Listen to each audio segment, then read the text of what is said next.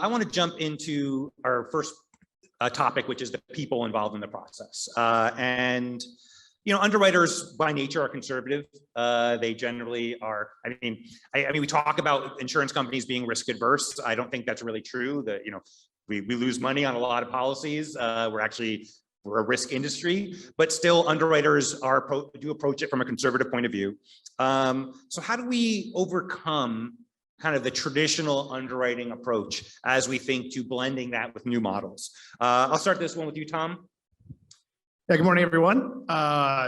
It's an interesting, topic conundrum, if you wish. And ultimately what we find, so being on that vendor side, on that solution side, one of the biggest hurdles that we run into constantly is this underlying fear that technology will replace the underwriter, ultimately removing underwriters completely. And what Brent just very, very, unequivocally alluded to, that's not going to happen ever in the history of the world. I don't think we'll ever not have an underwriter on something. And so underwriters, risk averse is incorrect, right? But they're very much tentative to the fact of change.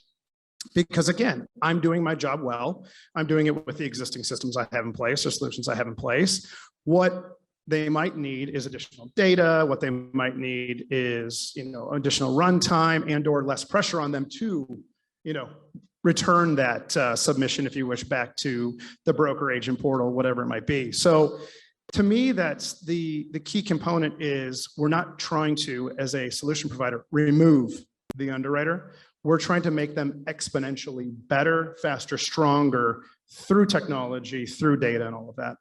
Eugene, do you want to jump in on that? Well, I think it's related to augmentation. So everything you say is really about augmenting the human and AI or human machine.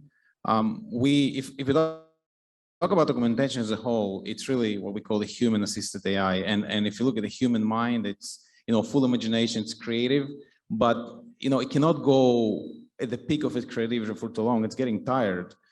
And if you look at underwriting as a whole, you find underwriting typically complex, but complexity comes from that need to collect enormous amounts of data, assess them quickly, and let's fair it. And former underwriter, it's a pretty boring task.